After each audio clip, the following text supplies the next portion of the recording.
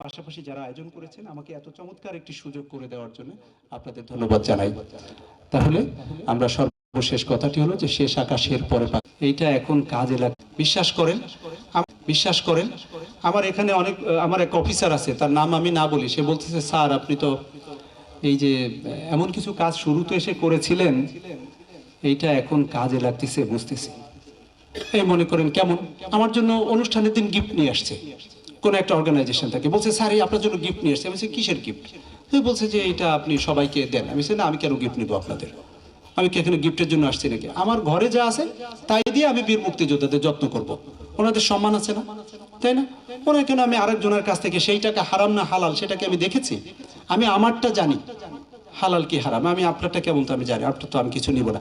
এই ছোট ছোট যে কাজগুলো করছি ওরা বলছে স্যার এইগুলো কিন্তু এখন কাজে লাগছে, কারণ মানুষ বিশ্বাস করতে শুরু করেছে যে না স্যারের কাছে গেলে ওরা ইনশাআল্লাহ সৎভাবেই কাজটা করবে।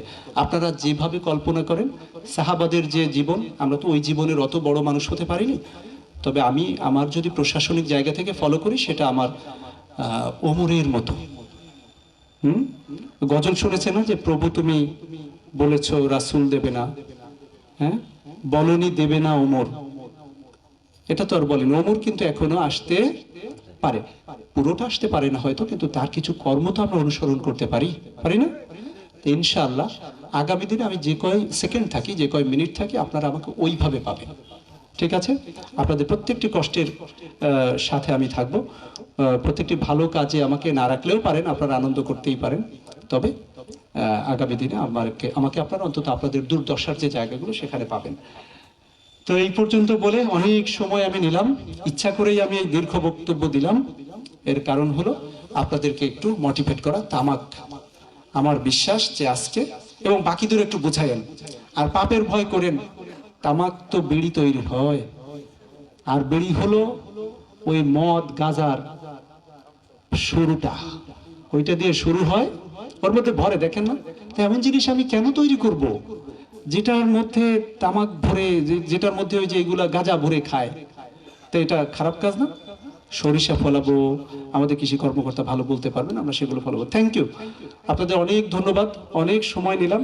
আমার কোনো কথায় যদি আপনারা ভুল ত্রুটি খুঁজে পান সেটা নিজ গুণে আপনারা ক্ষমা করে দিবেন ইনশাআল্লাহ। আর আপনারা দোয়া করবেন আমি যেন নির্বাচনে শক্ত হাতে একেবারে আপনারা খুশি খেসারত ভাবে ভোটটা আপনারা যার যার গোপন ভাবে গিয়ে দিতে পারেন। কোনো মানুষকে আপনি কারো কথা শুনবেন, অনেক কথা হবে।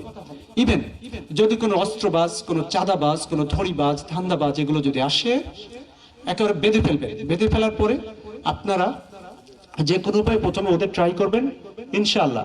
নাসিম সকলের ফোন তোমরা খোলা রাখবা, আমি ইনশাআল্লাহ সেগুলোকে ধরে নিয়ে ওগুলোকে জেলে কিভাবে পাঠাতে হয় আমাদের জুডিশিয়াল ম্যাজিস্ট্রেট আছে, তাদের আমরা বলে দিব, দেখবেন যে জেল দিয়ে দিচ্ছে ওই দিন।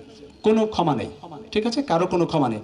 আর আপনারা এতগুলো মানুষ দু একটা চাঁদাবাজের সাথে পারবেন না, সিস্টেমে ঘেরাও করে ফেলবেন, ঠিক আছে? একদম পিটমোড়া দিয়ে, ঠিক আছে না? ইনশাআল্লাহ আপনারা এই শক্তি, আপনারা এটা পারলে পুলিশেরও কাজ কমে যাবে। পুলিশ ওই যে আমি যা বললাম এটা পুলিশও চায় যে আপনারা এগিয়ে আসেন, আর্মিও চায় যে আপনারা এগিয়ে আসেন। আর অস্ত্র আমরা উদ্ধার করে ফেলবো, আমি জানি এই বিষয়ে অনেক কথা হয়। তো মিডিয়াকে ধন্যবাদ, আপনারা দীর্ঘ সময় আপনাকে দাঁড়িয়ে রেখেছি, আর বয়স্ক মানুষ, তারপরে অনেক কষ্ট করে আমি দেখতেছিলাম, আমি যে প্রত্যেকটি ডিটেইল খেয়াল করি এটা বুঝেছেন তো, আমি এজন্য আপনাকে ধন্যবাদ জানাই। পাশাপাশি যারা আয়োজন করেছেন আমাকে এত চমৎকার একটি সুযোগ করে